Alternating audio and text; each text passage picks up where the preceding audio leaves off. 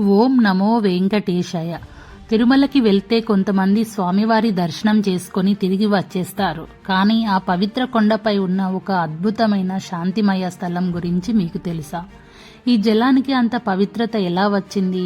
పాప వినాశనం అంటే ఏమిటి? పాప వినాశనం అంటే పాపాలను తొలగించేది. తిరుమలలోని ముఖ్యమైన తీర్థాలలో ఇది ఒకటి. తీర్థం అంటే భక్తి, శాంతి కలిసిన పవిత్ర స్థలం. శ్రీ వెంకటాచల పురాణం ప్రకారం ఇక్కడ స్నానం చేస్తే మనసుకు శాంతి కలుగుతుందని నమ్మకం. అసలు భావం ఏమిటంటే మనలో మార్పు రావాలి, మంచి మార్గంలో నడవాలి.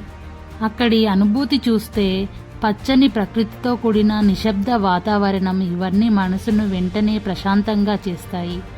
అక్కడి నుండి రావాలని కూడా అనిపించదు. కొద్దిసేపు అక్కడ కూర్చుంటే చాలు, టెన్షన్ అంతా తగ్గిపోతుంది.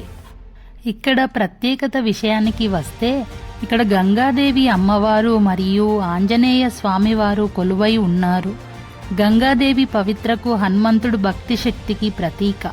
పాప వినాశనం మనకు చెప్పే విషయం ఒక్కటే, మనలోని చెడును వదిలి మంచి మార్గంలో నడవాలి. ఇది కేవలం తీర్థం కాదు, ఒక ఆధ్యాత్మిక అనుభూతి.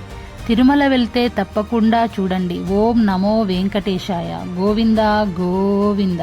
ఈ వీడియో నచ్చితే లైక్ అండ్ షేర్ చేసి సందేశాలను కామెంట్ రూపంలో తెలియజేయండి. మన తెలుగమ్మాయి ఛానల్ని సబ్స్క్రైబ్ చేయండి.